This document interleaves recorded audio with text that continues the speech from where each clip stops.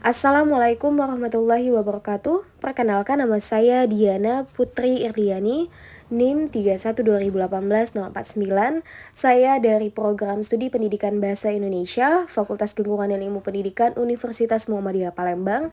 Baiklah, ini merupakan video pembelajaran mengenai materi tentang kohesi dan koherensi dalam sebuah wacana. Selamat menyaksikan.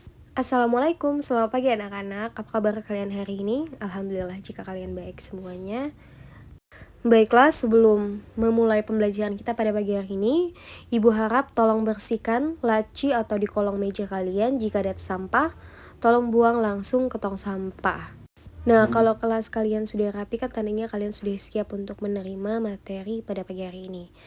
Baiklah, kita langsung memasuki materi kita pada pagi hari ini mengenai bab 4, yaitu kohesi dan koherensi dalam wacana. Wacana adalah kesatuan makna yang dikenal dengan semantis antar bagian di dalam suatu bangun bahasa.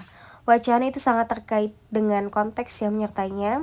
Sebagai kesatuan abstrak, wacana itu dibedakan dari teks, tulisan, bacaan, tuturan, atau inskripsi yang mengacu pada makna yang sama, yaitu wujud konkret yang terlihat, terbaca, ataupun terdengar. Pada slide selanjutnya itu membahas mengenai kohesi. Kohesi merupakan konsep makna yang mengacu pada hubungan makna di dalam suatu wacana. Kohesi adalah kesatuan semantis antar satu ujaran ke ujaran lainnya dalam suatu wacana.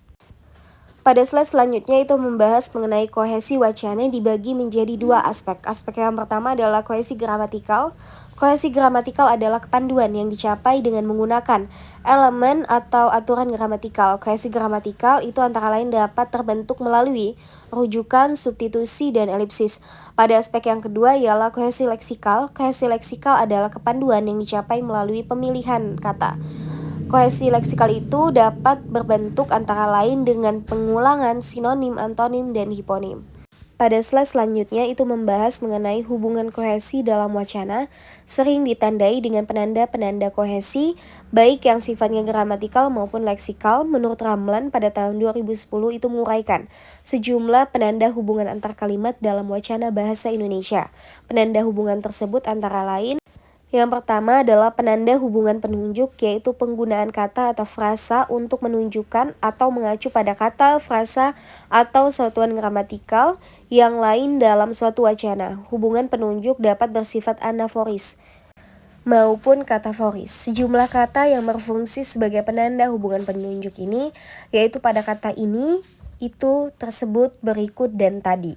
Yang kedua adalah penanda hubungan pengganti, yaitu penanda hubungan antar kalimat yang berupa kata atau frasa yang menggantikan kata, frasa, atau satuan gramatikal lain yang terletak di depannya atau secara anaforik maupun di belakangnya atau secara kataforik. Bentuk-bentuk penanda hubungan ini diantaranya adalah kata ganti persona, kata ganti tempat, kelitikannya, kata ini, kata begitu, kata begini, dan kata demikian. Yang ketiga ialah penanda hubungan pelepasan atau elipsis, yaitu menghilangkan salah satu unsur pada kalimat berikutnya, tetapi kehadiran unsur kalimat itu dapat diperkirakan. Yang keempat, penanda hubungan perangkai, yaitu hubungan yang disebabkan oleh adanya kata yang merangkai kalimat satu dengan kalimat lainnya dalam suatu paragraf. Kata atau kelompok kata yang terdapat sebagai perintah hubungan perangkai antara lain adalah dan, kemudian, tetapi, padahal, sebaliknya, malah, misalnya, kecuali, selain daripada itu, meskipun demikian, dan lain sebagainya. Yang kelima, penanda hubungan leksikal, yaitu hubungan yang disebabkan karena adanya kata-kata yang secara leksikal memiliki pertalian. Pengaruh hubungan leksikal ini dapat dibedakan menjadi pengulangan sinonim dan hiponim. Koherensi. Koherensi adalah kepanduan gagasan di antara bagian dalam sebuah wacana. Koherensi merupakan salah satu aspek wacana yang paling penting dalam menunjang keutuhan makna wacana. Koherensi juga berarti sebuah hubungan semantis antar kalimat atau antar bagian sebuah wacana, yang keberadaannya berfungsi untuk menciptakan kepanduan antar bagian dalam teks atau tuturan.